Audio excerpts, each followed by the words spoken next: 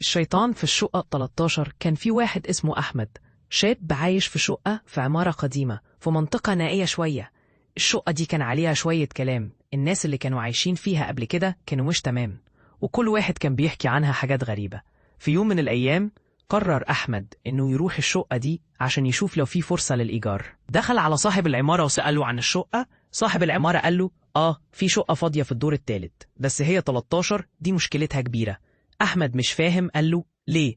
رد عليه صاحب العمارة وقال له مش عارف، الناس اللي عاشت فيها قبل كده كانوا بيمشوا منها بسرعة، وكل واحد فيهم كان في حاجة غريبة بتحصل له. لكن أحمد كان عنده فضول وقرر يروح يشوف الشقة بنفسه.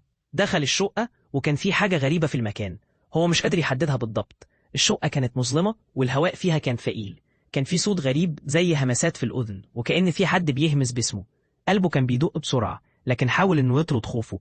دخل المطبخ لقى الخزانات كلها مفتوحة، المكان كان مهدم بشكل غريب، وحاول إنه يكتشف أكتر. فجأة الباب بتاع الشقة قفل لوحده، وبدأت الأنوار تعمى وتشتعل بشكل متقطع. قلبه بقى في بطنه لكن مش قادر يتحرك، كل خطوة بيخطوها بيحس إن في حاجة بتراقبه. وفي اللحظة دي سمع صوت خطوات جاية من جوه الشقة. فكر إن ده حد من الجيران، لكن الخطوات كانت بتقرب منه بسرعة مش طبيعية. أحمد قرر يطلع من الشقة بسرعة، لكن لما حاول يفتح الباب لقى الباب مش راضي يفتح، وكان فيه قوة غريبة ماسكة فيه، كأن في حد من ورا الباب بيمنعه. مفيش غيره في الشقة، والخطوات بتزيد بشكل متسارع لحد ما أحمد بدأ يسمع همسات، وكانت كأنها بتقول له اللي دخل هنا مش هيمشي تاني. قلبه كان هيموت من الرعب، والجو كان بيميل للبرودة زي لو في شخص مش طبيعي موجود قدامه. في اللحظة دي عينيه وقعت على صورة قديمة على الحيطة، صورة شاب بيبص له بعينين سوداوين كبيرين.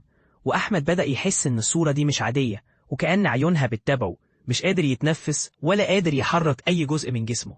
لقى نفسه بيقع على الأرض فجأة، وعينيه بدأت تغلق ببطء، هو مش قادر يتحرك ولا حتى يصرخ. قبل ما عينيه تقفل تماما سمع صوت من ورا ظهره، صوت يقول له محتاج تفضل معانا يا أحمد. لقى نفسه بيشوف الظلام، ورجعت تاني الهمسات في ودنه، وبعدها مفيش. حد تاني من السكان في العمارة قال الشقة 13 دي مش مكان حد يقدر يفضل فيه، لكن الشقة لسه موجودة.